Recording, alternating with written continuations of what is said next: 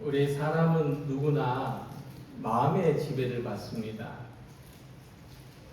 같은 상황에서도 어떤 사람은 무너지고 어떤 사람은 담대하게 서는 것은 우리의 태도가 환경이 아니라 마음에 좌우되기 때문입니다. 잠언 4장 23절에 모든 지킬 만한 것 중에 더욱 내 마음을 지키라. 생명의 근원이 이에서 남이니라 하고 말씀했습니다.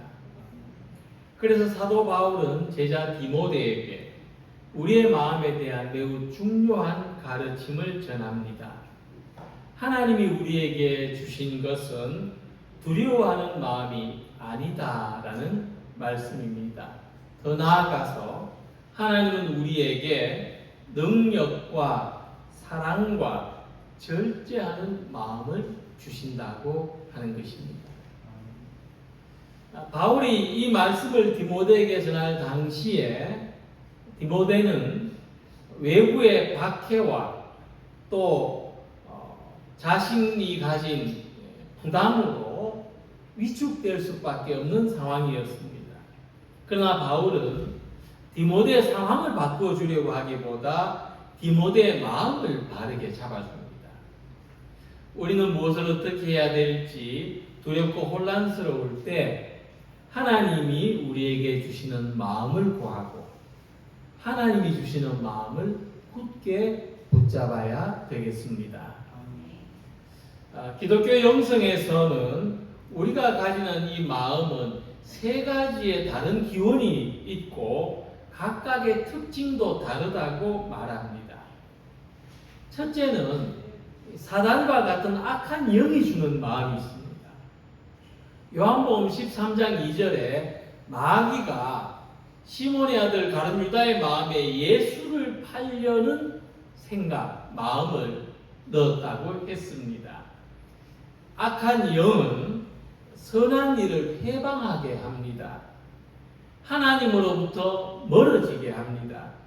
두려움과 죄책감에 사로잡히도록 하는 마음을 우리에게 넣어주는 것입니다. 둘째는 나에게서, 우리 자신에게서 나오는 마음이 있는데 예수님이 십자가를 져야 되겠다고 말씀하실 때 베드로는 순간적으로 주님 그렇게 하시면 안 됩니다 하고 말렸습니다. 그래서 예수님 베드로에게 말씀하시기를 내가 하나님의 일을 생각하지 아니하고 도리어 사람의 일을 생각하는도다 하고 베드로를 책망하셨습니다. 사람의 일을 먼저 생각한다는 것은 우리가 가진 이 본성이나 욕망, 상처, 경험과 습관에서 나오는 마음에 지배당하기가 쉽다고 하는 것입니다. 나한테서 나오는 마음입니다. 그리고 셋째는 위에서부터 오는 마음, 하나님이 우리에게 주시는 마음이 있습니다. 예루살렘 성벽을 재건하는 아주 어렵고 힘든 일을 시작할 때 느헤미야는 하나님이 내 마음을 감동되게 하셨다고 했습니다. 그러니까 하나님이 주시는 마음은 우리로 하여금 성령에 감동되도록 합니다. 이것을 통해서 하나님의 뜻과 일치되게 하고 사랑과 진리 안에서 역사하고 순종으로 이끌어 가십니다. 그래서 우리가 어떤 상황에서 무엇보다도 먼저 하나님이 주시는 마음을 구해야 됩니다. 하나님이 주시는 마음을 발견하면 어떤 환경에도 흔들리지 않고 바른 방향으로 나아갈 수 있습니다. 하나님께서는 성령의 감동을 통해서 우리의 마음과 뜻과 생각을 지키십니다. 하나님은 거룩한 마음을 부어주셔서 약함 속에서도 하나님의 뜻을 따르게 하십니다. 그러므로 하나님이 주시는 마음에는 상황을 초월하고 환경을 초월하는 능력이 있는 것입니다. 그래서 우리는 이 같은 기준으로 지금 내 마음을 분별할 수 있습니다. 우리가 어떤 말을 하고 어떤 행동을 할 때 그 근원이 어떤 마음인지, 악한 영이 준 마음인지, 나한테서 나온 마음인지, 하나님이 위에서 주신 마음인지, 이 마음이 어디서 나온 것인지, 그리고 이런 마음의 목적은 무엇인지. 그래서 우리를 유혹하는 악한 영이나 무지와 어둠에 갇힌 자기에게서 나오는 마음을 넘어서서 하나님이 주시는 거룩한 마음을 품고 살아갈 수 있기를 소망합니다. 자, 먼저 생각할 것은 이제 우리가 분별할 수 있죠. 이 두려움은 하나님이 주신 마음이 아니라는 겁니다. 오히려 두려움과 반대되는 능력과 사랑과 절제의 마음을 하나님이 주십니다. 자, 두려움은 염려, 걱정, 불안과 같은 것인데 하나님 우리에게 이런 마음을 주시지 않습니다. 그래서 우리가 하나님에 대해서 두려운 마음이 생긴다고 하죠. 그럴 때도 이 두려움은 하나님이 벌을 주실까봐 두려워하는 것이 아니고 하나님을 기뻐하고 감사하는 경외심입니다.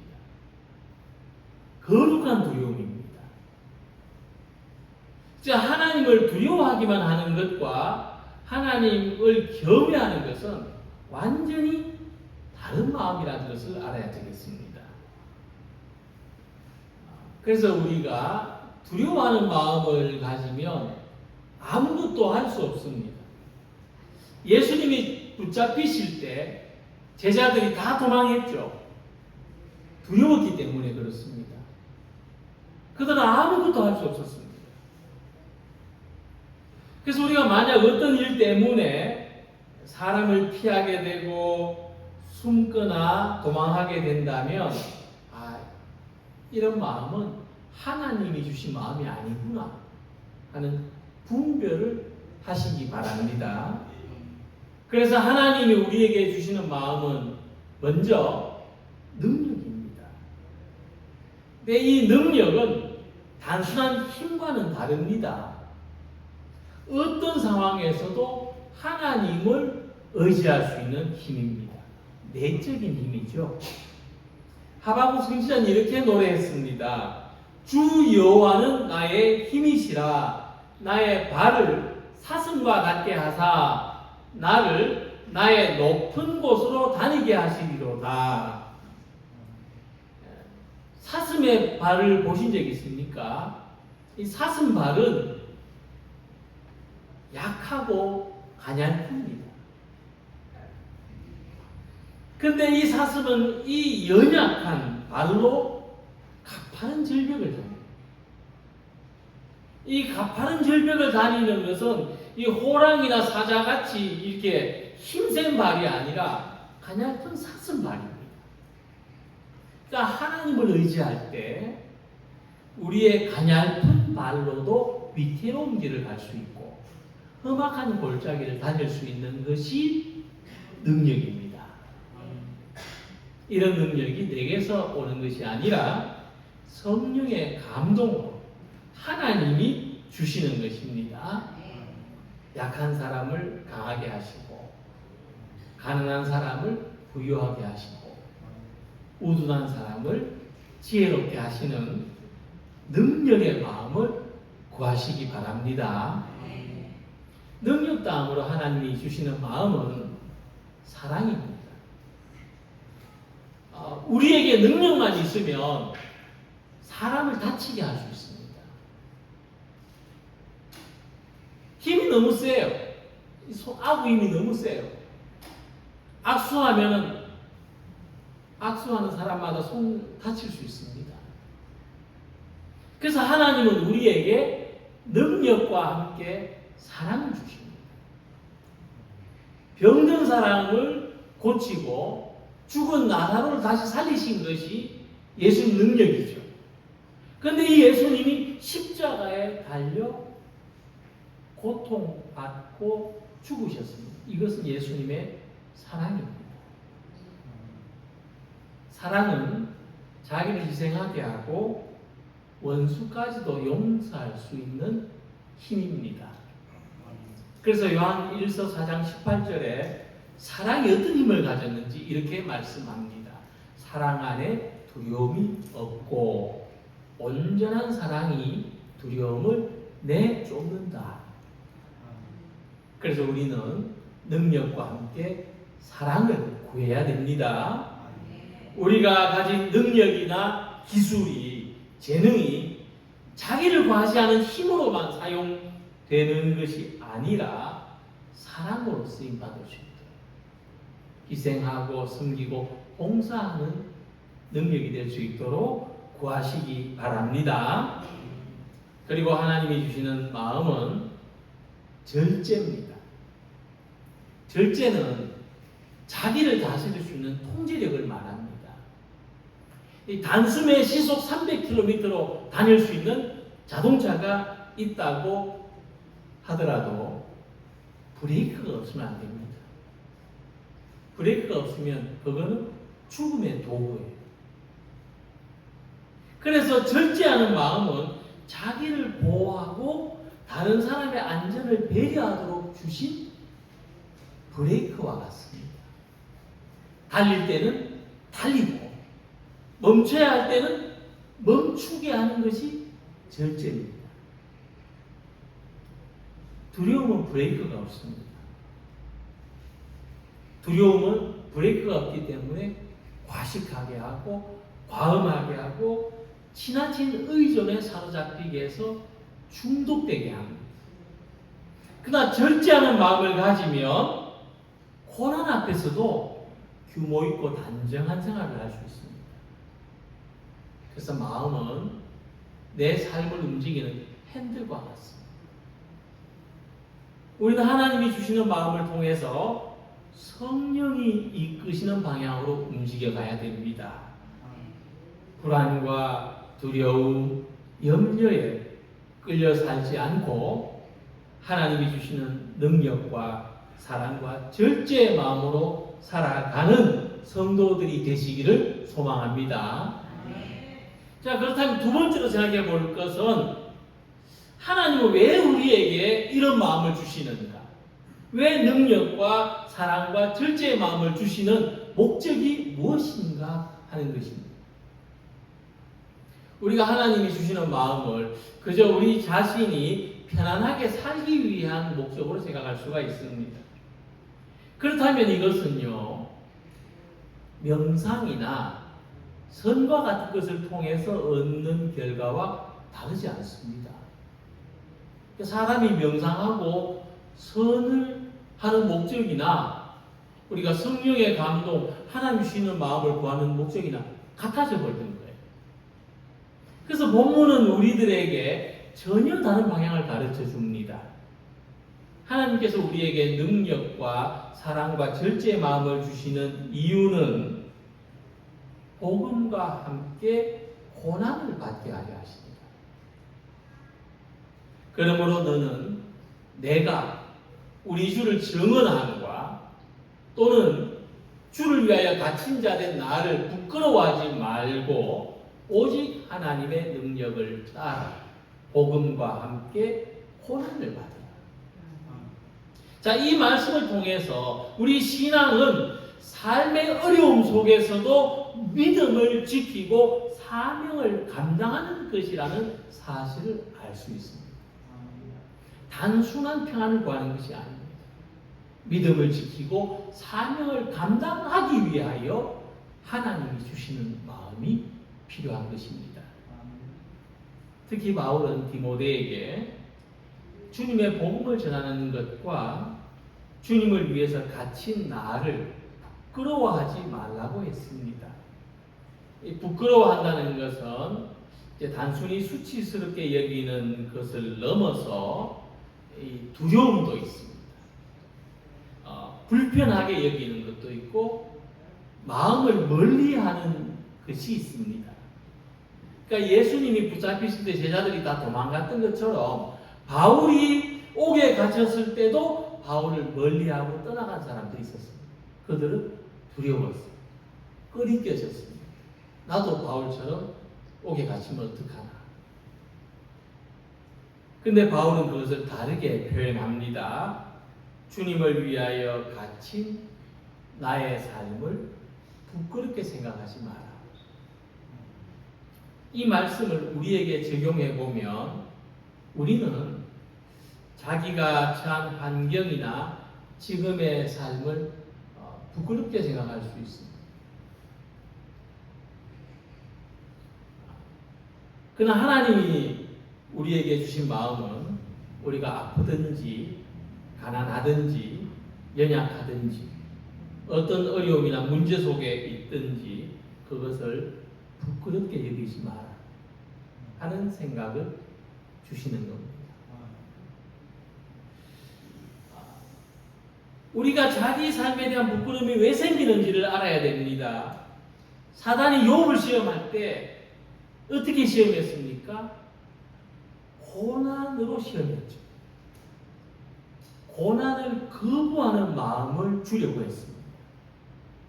고난을 거부한다는 것은 어떤 의미냐 하면 고난을 허락하신 하나님을 거부하는 겁니다. 고난을 받는 지금 나의 삶을 거부하는 겁니다. 이게 사탄의 시험입니다. 자기의 삶을 부끄러워하게 만드는 겁니다. 고난받는 상황을 부끄럽게 여기도록 만드는 것입니다. 그러나 하나님이 주시는 마음은 고난을 받을 수 있는, 고난을 감당할 수 있는 능력의 마음입니다. 삶이 힘들고 어려워도 견뎌낼 수 있는, 이겨낼 수 있는, 승리할 수 있는 마음을 주시는 것입니다. 우리가 복음을 위해서 고난받는다는 것은 바울이 사도시대처럼 전도하다가 옥에 갇히거나 폭력을 당하는 것만을 의미하지 않습니다.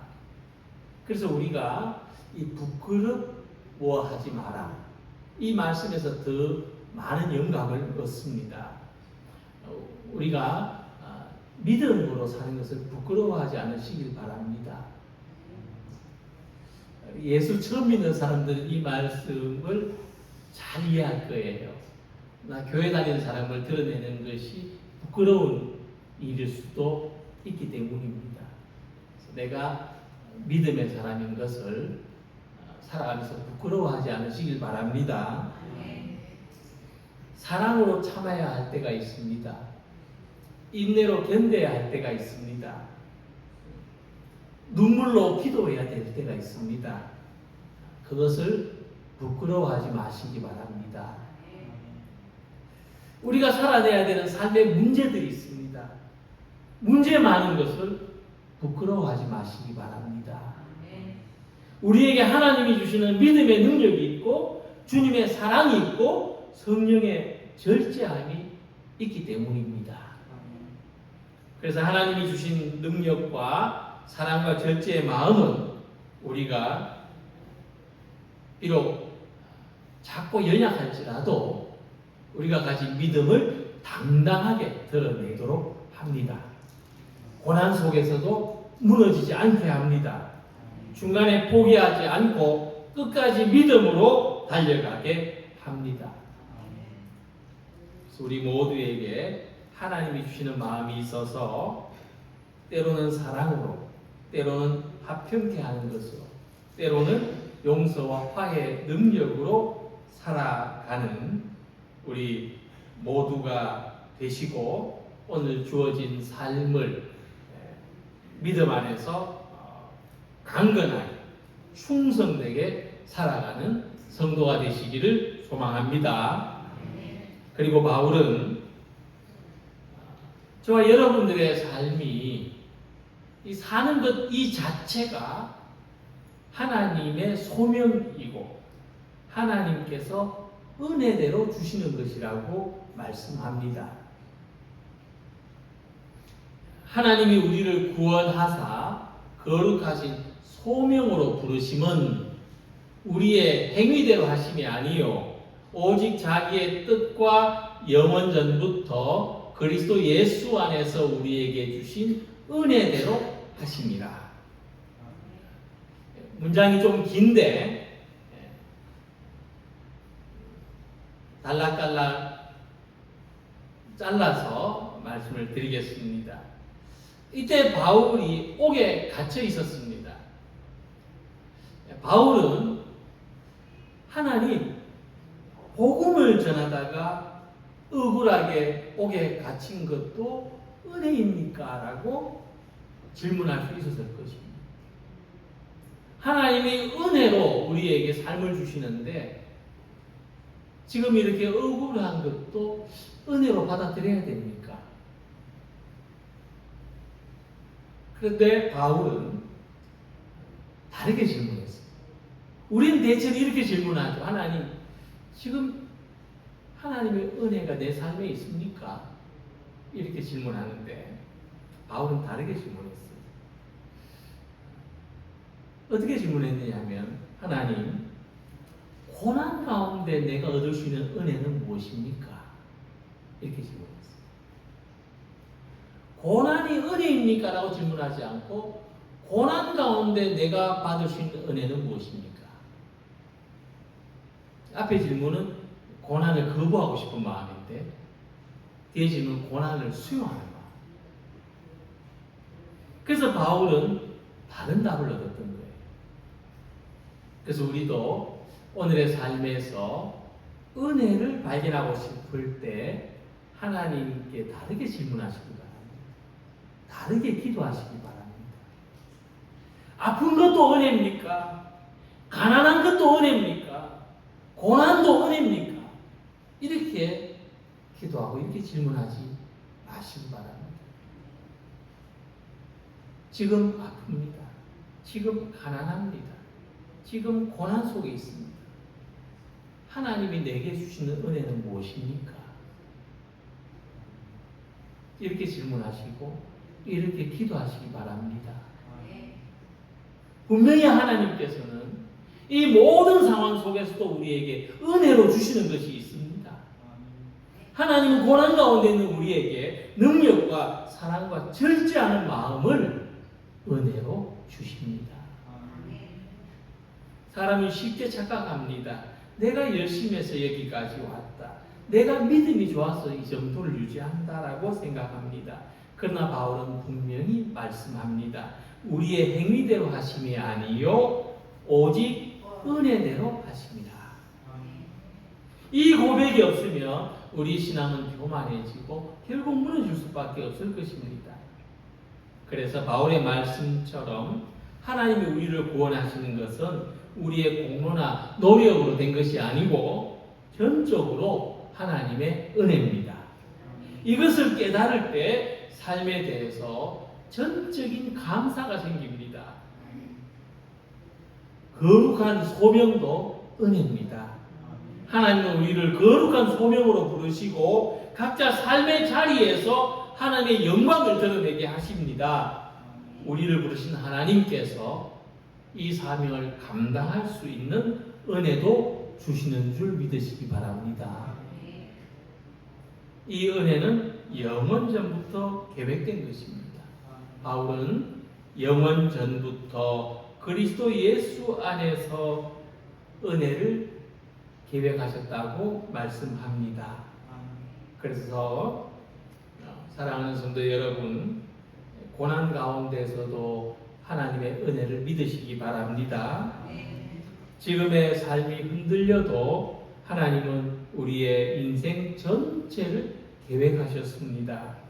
그래서 두려움이 아니라 믿음으로 살아갈 수 있습니다. 하나님은 우리에게 두려워하는 마음을 주시지 않습니다.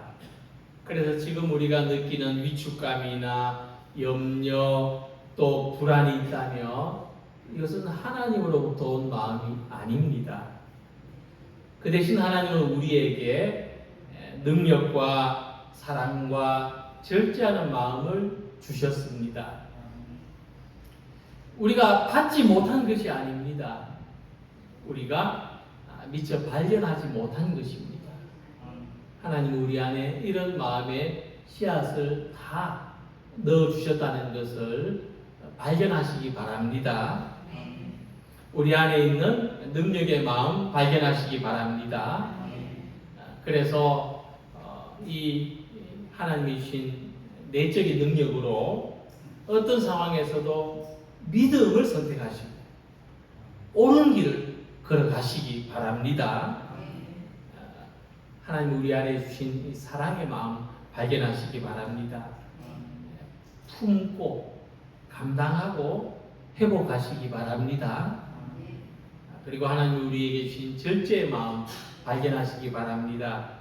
상황에 끌려가지 말고 하나님 앞에서 자기를 다스리는 성숙한 신앙으로 나아가시기 바랍니다.